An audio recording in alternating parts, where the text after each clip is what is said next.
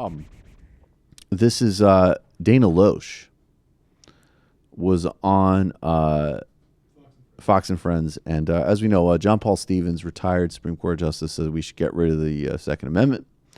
And here's Dana Loesch saying, finally, some honesty from the left. To something?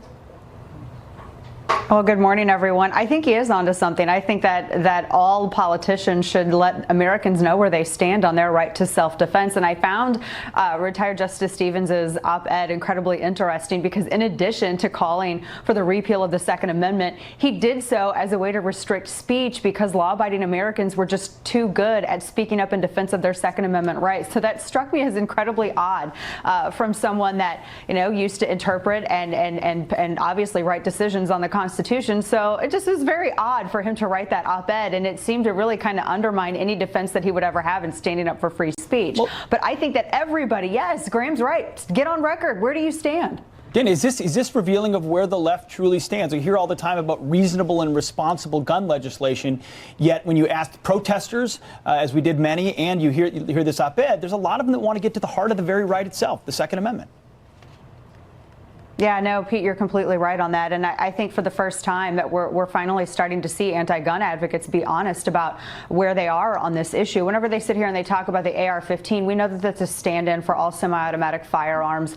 I know that Chris Murphy's one of the things that he introduced in the House, and he's specifically looking at semi-automatic firearms. We saw all the repeal the Second Amendment signs. We see this over and over, and we're always told, well, we don't want to take your guns, but yet that's what you're writing. You're writing actual editorials and nationally distributed publications where you're talking about repealing the Second Amendment. You had one of the former heads of Everytown who went on another Fox program and was talking about mandatory buyback, which is just a word salad for confiscation. So that's exactly what they want. They just stop short of actually articulating it because they know it doesn't poll well.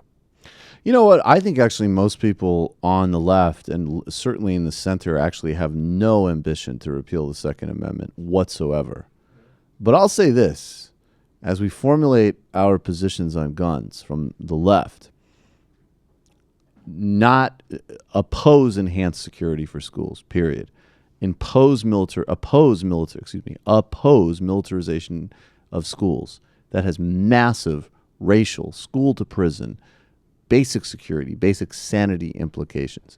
Don't violate people's rights who have struggled with mental illness. Don't go in that direction at all.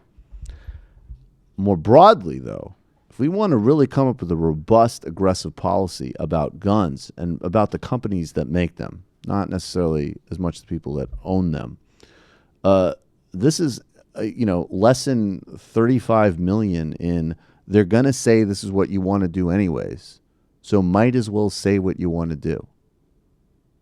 If you came out and said, my gun proposal is that we should have paramilitaries patrolling schools, and you should be forced to take a breathalyzer test before you buy a bazooka, which maybe will be the Democrats' gun plan in 2020. Dana Loesch is going to say you want to get rid of everybody's guns. So you know what? For once, call the fucking bluff and push as far as you want to go in a smart way that focuses on the actual culprits and doesn't jeopardize citizens. A couple of notes. Just John Paul Stevens was put on the bench by Ford. Right. So he's not like a left winger. Not remotely. Right. Brendan, did you have something to say? Oh, and Brendan's cleaning his Glock. I also want to say I don't know.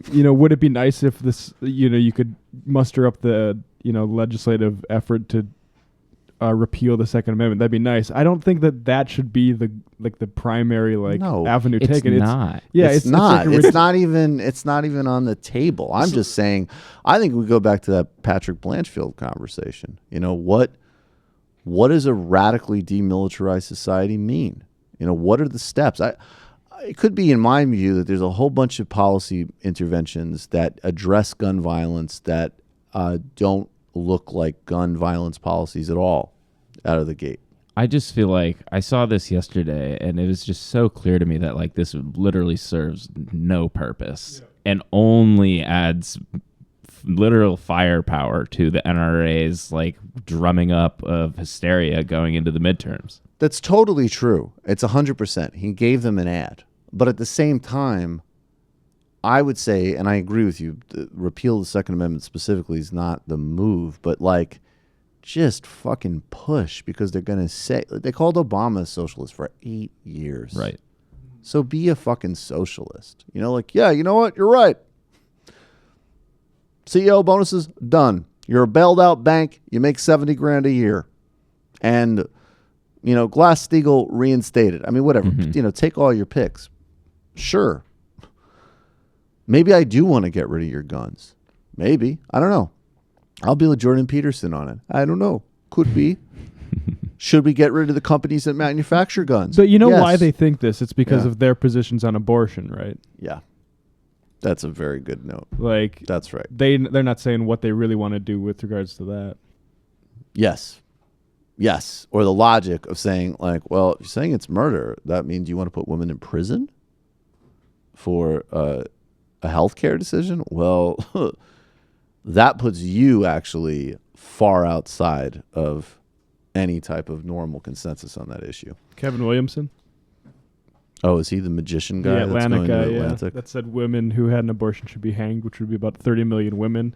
And conservatives on Twitter think that he's being unfairly pegged as a radical. Yeah, no, that's totally unfair.